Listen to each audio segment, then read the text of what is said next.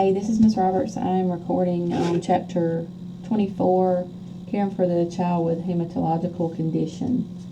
Starts on page 819 in your book. On page 820 is the circulatory system. Here shows you the arteries and the veins just for a review. And then table 24.1 is assessing that hematological system for a child. I'm just going through those. Make sure you read through that. And then medications that they use for this system. The big ones: aspirin, Coumadin, heparin, Lovenox. You know what those are, right? Blood thinners. Alright, then there's some signs and symptoms for anemia listed. Just make sure you read through those. Let's look on page 824. This is red blood cells, hemoglobin, hematocrit, WBCs, and platelets according to age. The values, wink and lollipop, you need to know the red blood cells for the age groups, okay? Wink and lollipop, and it's listed over here as well. Alright. Let's talk about iron deficiency anemia on 825. So it's the most prevalent nutritional disorder in the world. Only about 30% of the population is affected. Okay. It's defined as microcytic hypochromic anemia caused by an inadequate supply of iron. Okay. It's essential to produce our hemoglobin, right? And it just says our iron stores, when iron stores are inadequate, the production of HGV, hemoglobin, is diminished. As a result, the decrease of hemoglobin, there's a decrease of oxygen carrying capacity. So we can become even hypoxic, as you may say, because our blood cells don't carry the oxygen they need when the iron is not there. Okay.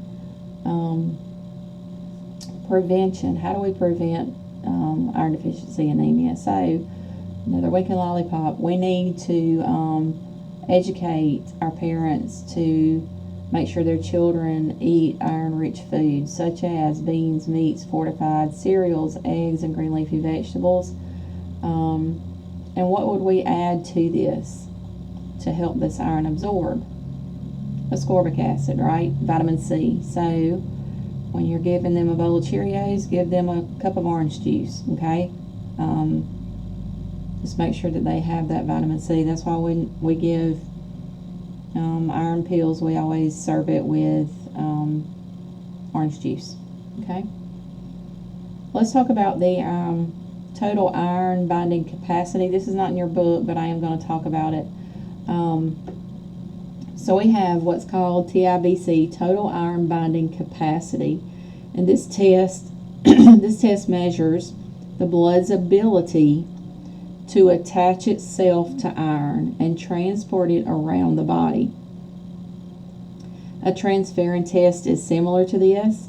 If you have iron deficiency, a lack of iron in your blood, your iron level will be low, but your TIBC will be high.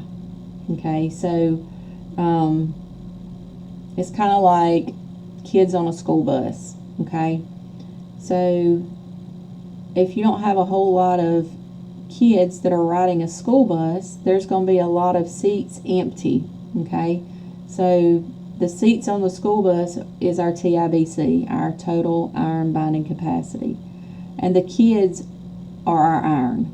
Okay, so if you have low iron, so not a lot of kids, your total iron binding capacity is going to be high. So the availability of our TIBC is high, but our iron is low. Okay, hope that makes sense. The capacity is there for the iron to be bound to the cell, but the iron is just not there to bind to it. Alright, let's look at education and discharge teaching. So, of course, the more winks and lollipops, right? So, administering a glass of orange juice to enhance the absorption, like we just talked about, should not be taken with tea or dairy products because they inadvertently affect the absorption process. So, that's just a huge education key right there, okay? You're giving iron to a child, make sure they're not drinking milk with it, okay? They're not drinking tea with it. They need orange juice with it, okay? Liquid iron talks about staining the teeth, okay? So we use a straw or a dropper. Through the straw, we give the iron because it will stain their teeth. And make sure you always rinse their mouth out really, really well, okay? Another important thing, wink and lollipop, is that we need to include the side effects in our teaching to our parents, okay? It's going to cause the child, can